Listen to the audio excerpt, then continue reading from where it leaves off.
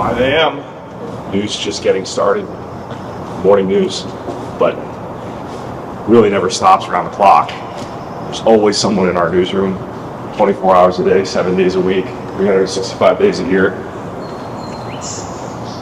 Because news doesn't stop in Los Angeles, Southern California, and neither does the assignment desk. Oh, whoa! Whoa! It is absolutely wild and crazy. You can see deputies now out and running. News happens so fast. Speed's over 100 miles per hour. Spike strips certainly possible as well. There he is. He's back out again. Well, another flashbang going off right now. We're sitting here watching this unfold live. Wow, a very aggressive attempt to take that driver out. The desk can sometimes feel He's out running. like raw adrenaline. The desk gives a behind-the-scenes look at the news as it happens every day. But now, come along for the ride at an inside look like you've never seen before.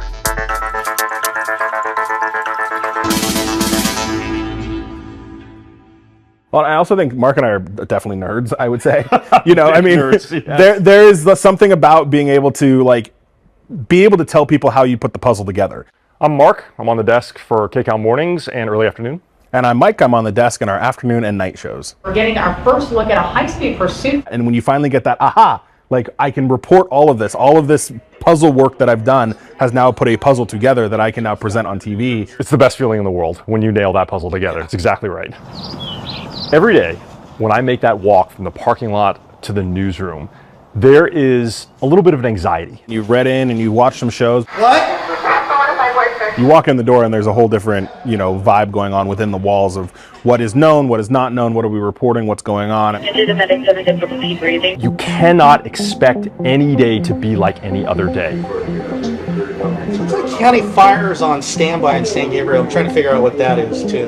All right. I'm going to call Sheriff as well because I do see Air Rescue 5. Whatever it is, it was like a smaller incident initially, and now it's a much bigger circle. We know something is going on. We just have no idea what it is or who's doing it. County Fire says it's Temple Sheriff. Temple Sheriff says we don't really know what it is. So right now we're doing what I call my least favorite game in the world, which is the runaround game, where we'll call this person who says it's, oh no, it's this agency. San Gabriel says to call Temple City Sheriff. Yeah, that's what Fire told me, but Temple City says it's not theirs. Usually we do get the runaround, trying to be able to get information from any of those agencies. You know, their job is to be able to keep the public safe, and our job is to be able to inform the public on what's actually going on out there. Oh man, they got to you.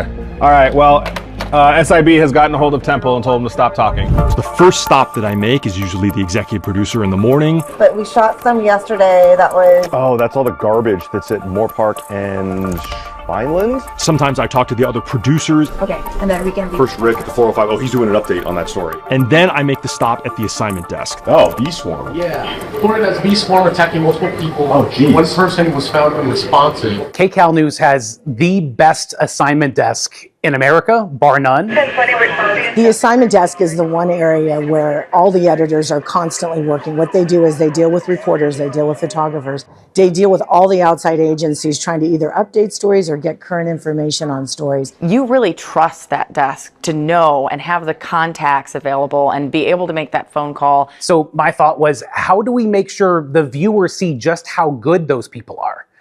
Out of that came, look at those guys. But I am going to put him back up. I heard Mike Rogers from my office. He's got a booming voice. He's telling the whole newsroom what's happening.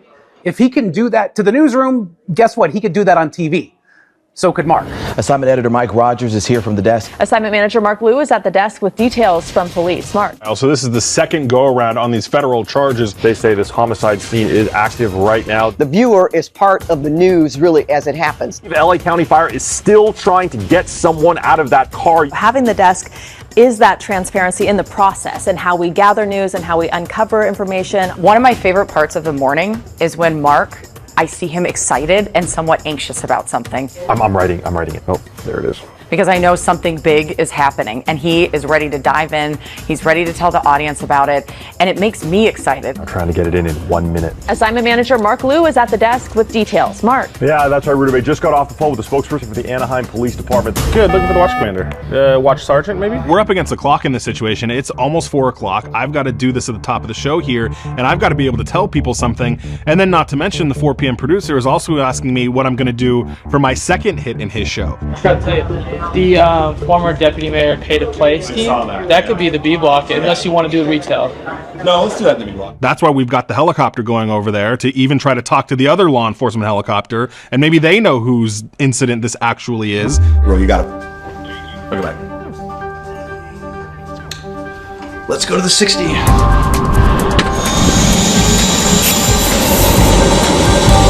I'm gonna run back to makeup really quick. I didn't check with Sheriff if SEB is rolling. Makeup is the calmest part of the day. For 20 years working on an assignment desk, makeup was never part of the career path. So guys, I'm going in with a foundation called Alabaster. Just kidding. You know, every morning he teaches me something new. And I was almost late again today because there's another breaker. I'm in the middle of trying to get all these things confirmed, trying to figure out who's dealing with this. In the middle of that, I got to go run to makeup so I can not look terrible on television. And while I'm doing that, the promotions producer, Kevin, comes to find me. We're also headed to a breaker right now with some sort of U.S. Marshal barricade incident in San Gabriel.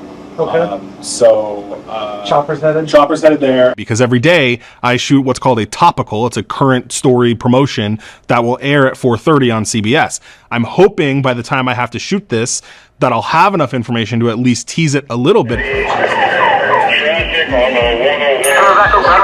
When we first start hearing about a pursuit on the scanners, there's a lot of audio cues where you hear law enforcement officers saying the things that you know are going to lead to a pursuit. The energy level rockets up because you know you're about to have to cover one of the most dangerous and unpredictable stories we have in Southern California. When we hear that there's a pursuit, it's usually Mark Liu at the desk calling to the producer saying there's a pursuit happening, and we all take a different energy about it because we know there's going to be a lot of people watching, including sometimes CHP or the local sheriff's office. And I'm Jasmine Veal in for Amy Johnson. And let's go right to the desk with our assignment manager, Mark Lee. Mark, what's going on? That vehicle you see right there is described as a white transit van. You can see some damage on it already. So maybe even the police headquarters or sheriff's headquarters don't even know themselves that many details. So what we work with was what we can confirm. LA County sheriffs from the East LA area are in pursuit of this van. We are currently on the 5 freeway in the Commerce area. And in the cases of pursuits, we always want to know, why is this person being chased? Where are they being chased? And what is the law enforcement agency involved? After that, a lot of times we cover the story as it happens in real time. Who did we get that from? That was from the sheriff's department. The people that we're calling are not at the scene. We're not at the scene. So our best opportunity to really get a handle on what's going on is when the chopper pulls up. They are taking a weird stance. It is weird. Okay. It's sheriff's department down there. This is a standoff. This is a barricade situation. And we see that really big behemoth of a sheriff's helicopter coming in. And as soon as I see that, I know those are the tactical guys. Desmond is also now able to talk to the other pilots from the sheriff's department that are there.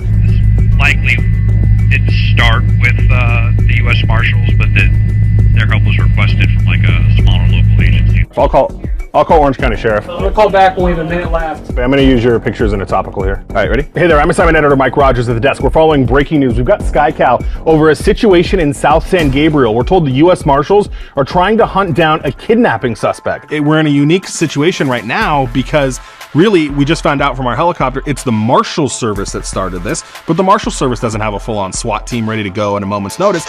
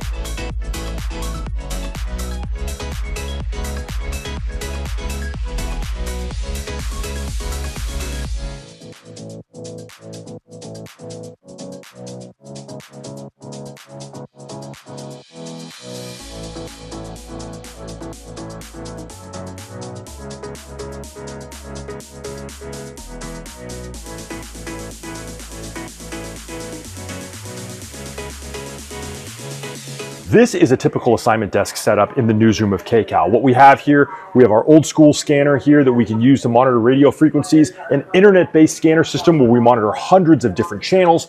I've got all of my video input feeds here, and of course, software with which I can put together all of the information on the stories and track our crews in the field. So we had to build all of that out here in the studio. The computers, the radio, the phone, but it had to be quiet. So the solution that we came up with is this audio board. All of these things are sources that I can control.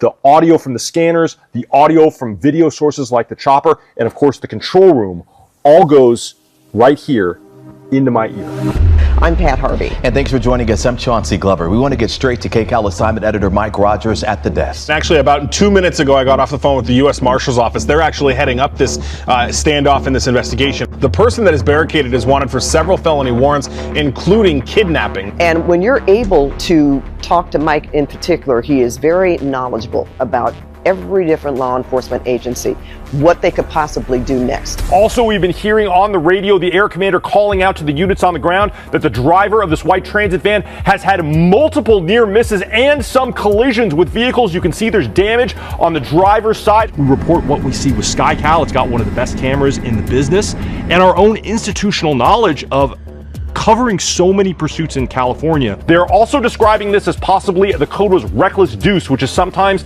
the term used for someone that is driving under the influence. Onto surface streets here this morning. This is still the tail end of rush hour. There's a lot of people on the road right now. I think having the desk a part of these pursuits has been just a game changer here in Los Angeles. We're used to doing pursuits, right? But being able to have someone at the desk who has also the history of watching these unfold, because it can be a guessing game as to, you know, what the suspect may do. Definitely dangerous now as we go on surface streets southbound into the Bell Gardens area, Jasmine. And I'm telling you, it's a dangerous one. This van, not easy to maneuver. Whatever story I'm doing, there is still something behind it. There is still another story back there that has to get done, has to get calls worked on. The feds caught up with him and charged him with racketeering. Here is the slide. Kcal overhead. We are constantly doing live TV news hits throughout the day. They found the playground engulfed in flames. Well, the driver ended up getting out and running. Ground units tracked him through a series of apartments. I'll send it back to you. We'll have more later tonight. So we're going to go walk over and talk to the 8 o'clock producer, but in the meantime, I've also got our photographer at this barricade who wants me to call him because he's got some information for me. Okay, yeah, I heard you had some sound. We've actually got a photographer who's at the scene and was able to get into a position before the crime tape went up and talk to these neighbors who were allegedly victimized by this guy. That's the best piece of information and the newest piece of information I've gotten on this story in hours. Wow, okay, bye. But it just got a little more interesting. So Mojo's able to kind of get in before they put the crime tape up and talk to a neighbor who the neighbor says this actually all started yesterday when this guy allegedly stole a bunch of construction equipment out of their truck. Then I have to relay it to our assignment desk. I've got to relay it to producers. I've got to relay it to Desmond, who may do a hit over this. So all of this information is getting told to a billion different people. He says they just unloaded one of the robots. So he's got some video of that. Sheriff's deputy said they are nowhere near getting this guy. Right now, this is kind of all blowing up. Oh, whoa! Whoa! You can see deputies now out and running. Dread as I realize this driver runs into that warehouse. There he is. He's back out again. Whoa, another flashbang going off right now. And we have no idea what's going to happen next.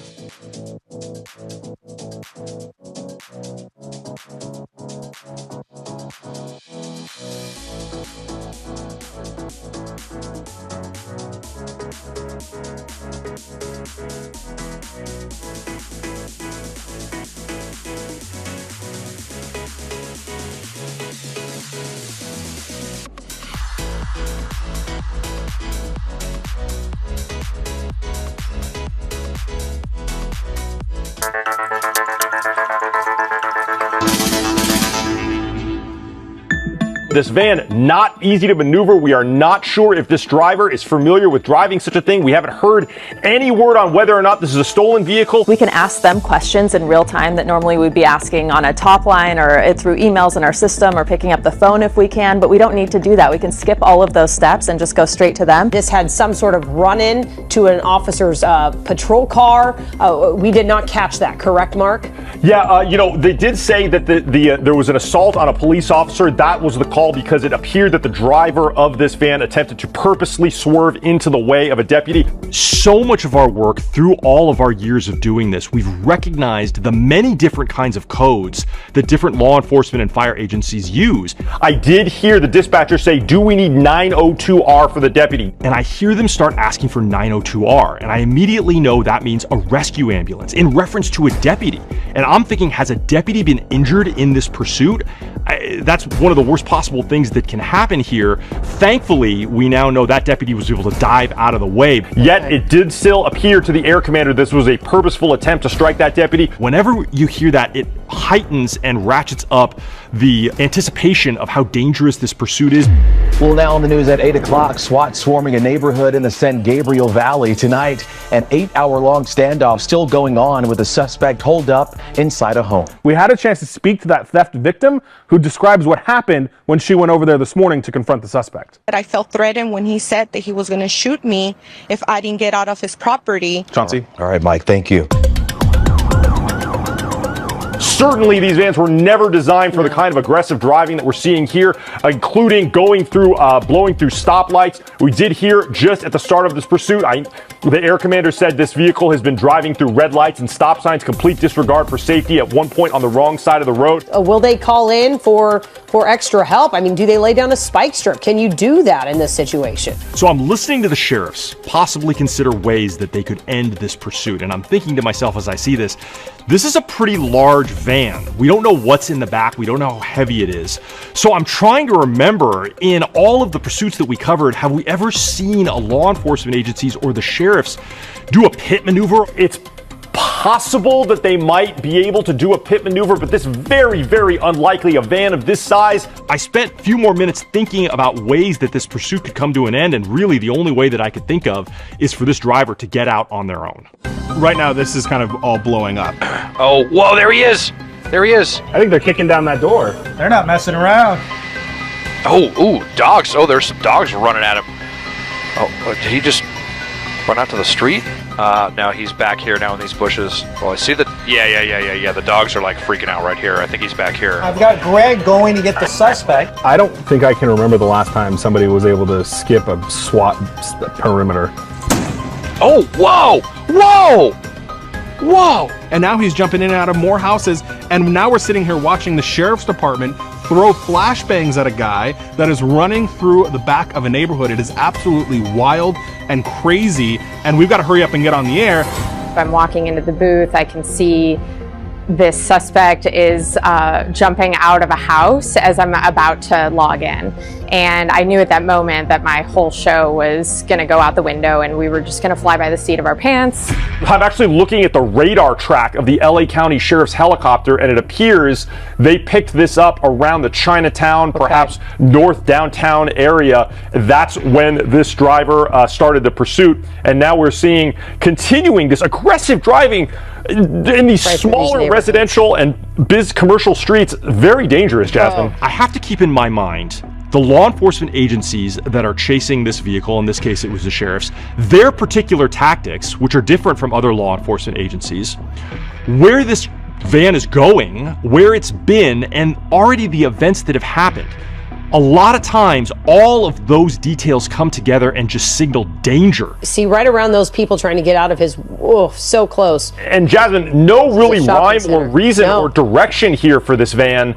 Driving through parking lots, making aggressive turns. This is very dangerous for a van of this size, simply because of the possibility of rolling. Yeah, you can't make these aggressive turns, and you see it almost go up on two wheels as he comes out of some of these parking lots.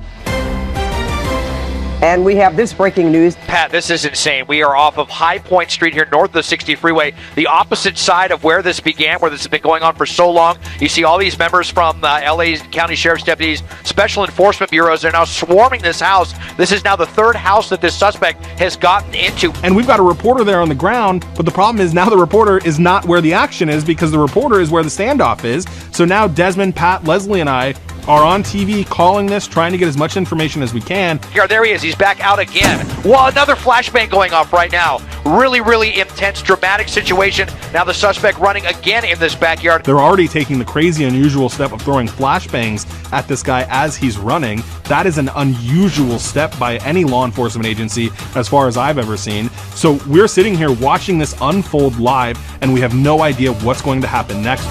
So this is now stopping into a loading zone, and there's this sense of, thank goodness this is coming to an end. No one appears to have been hurt. Oh, the driver he got out and jumped ran. out that fast. And then dread as I realize this driver runs into that warehouse. I immediately switch to my scanner and keep listening, hoping that I'm hearing suspect in custody. I don't want to hear shots fired. I don't want to hear a code called 998, which means the officers have fired their weapons. It's amazing that the suspect, as they're now hung on top of a fence here, how they were even able to get out of that situation. The sheriff's deputies had so many vehicles, so much personnel surrounding this neighborhood on the ground and in the air with their helicopters. The suspect somehow managed to get out into this neighborhood on the opposite side of the freeway. When you have Mike on the desk, Desmond in the chopper, when we're able to relate to one another and disseminate information and talk to one another, the viewer really feels like, oh yeah, I'm part of this conversation. Now into the bushes here on the border of the Whittier Narrows area, you see the helicopter that has been trying to keep eyes on this suspect, and all of these agents out here trying to get this person into custody. A very, very dramatic turn here. They are asking for deputies to get an update from the inside and a perimeter around the business. After a period of silence, I hear on the scanner the sheriff's asking for more units for a perimeter. And that worries me a little bit because that means that they maybe don't have the suspect in custody, or they're still looking for the suspect, or at worst, the suspect is barricaded inside and refuses to come out. It is a very large warehouse, and it looked like it was perhaps there were some product. You could see that civilian worker did have a large pallet on wheels. Yep. So that could indicate inside that this entire warehouse is filled with pallets like that, lots of places to hide. As they file out the front, this is it looks like a food warehouse, some sort of sushi, green tea, seaweed manufacturing, food distribution place. Listening to the air commander, still no code 4, no all clear suspect in custody yet. But the stance of the deputies may indicate that there might not be a tremendous amount of danger on the inside of the building, or perhaps they've located the suspect and just not taken them into custody yet. I'm listening for any update from the air commander, but I have to reconcile that with what I'm seeing with Kcal, and that's deputies walking around the perimeter of the parking lot in a much more relaxed stance. But got to be a lot more to have all of that, artillery, if you will, out there. Right. So this actually originated kind of as a neighbor dispute yesterday. This is a person who is known to law enforcement, who has been running from law enforcement for some time. Being able to know the story literally like the back of my hand because it's been going on since I stepped foot in the building today, that has really been able to help me answer those questions. Would they possibly work in conjunction with a local agency who had canines and let them out? Let them go get him if he's in the bushes hiding somewhere? They've already had all that, which is kind of what's surprising to us. I mean, you've had SWAT here since 2 o'clock. K9 has been out there all afternoon and all evening. They've had a helicopter continuously orbiting this area. They were there with every tool that they have at their disposal. I could just look at Mike now and know when he knows something. He doesn't even have to raise his hand. Des, hold on for a second. We're going to go to Mike, get some more information. Yeah, we're listening to the sheriff's helicopter let the CHP units know that they are code 4. So there's a very good chance that this person is now in custody. They were holding the lanes of the 60 freeway in both directions. There he is. Desmond's got him. You got him, Des? Yeah, there they are. Okay. Yeah, so they have their flashlights on and off, but I see what looks like someone on their knees surrounded by SWAT officers in handcuffs. It was a driver in the orange coat. That was the orange coat. We did see a few shots of the driver in what appeared to be an orange top of some kind. This would certainly indicate that this was very likely the driver. As you can see, they're giving him a pat down. Does not appear to be injured in any way. He looks conscious and alert and standing under his own power, so they must have taken him to custody without any sort of use of force here. But looks like this is now going to be a code 4. This driver now in custody, Jasmine. A wild pursuit, incredible. No injuries in this one, it appears. I also know just from years of doing this that when they bring in the canine, if a canine bites somebody, they're likely going to cut off their clothes to examine the bite wound. So I already had that in my head. And then I was staring at my screen looking at Desmond's shot. And as Desmond kind of got closer, I started seeing some legs and some other things like that. And that's why I wanted to jump in. At a cul-de-sac. Go ahead, Mike. Just really quick, Des, we may want to keep this shot wide. I don't know that he has any clothes on at all. So I just don't want us to get into a situation where we're, showing things we don't want to show on television. All right, yep, let's widen it out. All right, prompter J21. Okay, we're gonna move on. Put it into a very tense and long situation that we've been watching here on Kcal News at 9 o'clock. So even though this day is done, even though the chaos is over, the story is nowhere near done. There are still things to figure out. This story could go on for months as this guy goes through the adjudication process. We're sending a crew to the scene. We're compiling all of the information that happened during that pursuit to get to our reporter and a photographer that's out there. When I walk out the door every night, I'm definitely thinking about all the things that have gone on, and it's nice to know that you did your best and those things are behind you. But I also hang on to parts of those stories and figure out what is the follow-up here, what are the questions that need to be asked. One of the things, when I leave, I realize how full each day on the desk is. There are no 0 days on the desk. It's the end of a busy day like this. And then what? It's time to go home. It's a relief to be able to take a break, just because I know the very next day it could happen all again with the same level of intensity. That's news in Southern California.